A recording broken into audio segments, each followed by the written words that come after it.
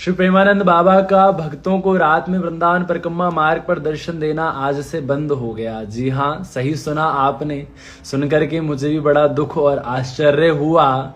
लेकिन आप सबसे एक बात कहूंगा कि प्यारे, आप इस विषय को, श्री जी की लीला क्यों नहीं समझ रहे? क्यों इस विषय को इतना लंबा बढ़ा चढ़ा रहे हैं आप लोग? कहीं ना कहीं अगर देखा जाए तो श्री जी की लीला है और बाबा ने सदैव श्री जी को आगे रखा है, श्री जी कृपा को ही माना है। तो देखा जाए बाबा के स्वास्थ्य की नजर से तो बाबा का इतनी दूर से पैदल चलकर आना ये बाबा के स्वास्थ्य के लिए उचित नहीं है प्यारे। और इतनी शोर शराबे में आना ये सब उचित नहीं है बाबा के लिए।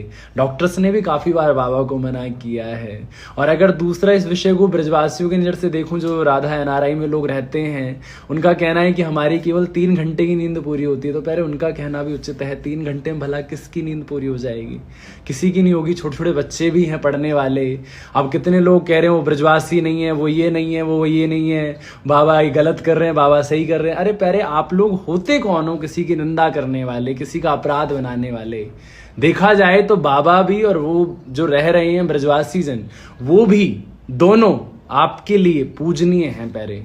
तो आप लोग क्यों किसी की निंदा करके अपराध बना रहे हो अपना प्यारे? बाबा ने तो किसी की निंदा नहीं की कभी भी और ना कर रहे अब भी बाबा किसी की निंदा। तो आप लोग किसी की निंदा क्यों कर रहे हैं प्यारे?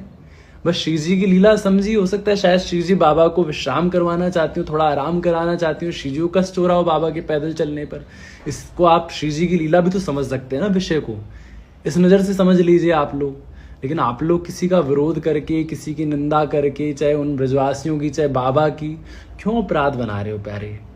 बस यही कहूँगा कि श्री जी की लीला समझो। जो कुछ हो रहा है सब श्री जी कर रही हैं प्यारे, बस ये समझो। कुंज बिहारी शेरदास।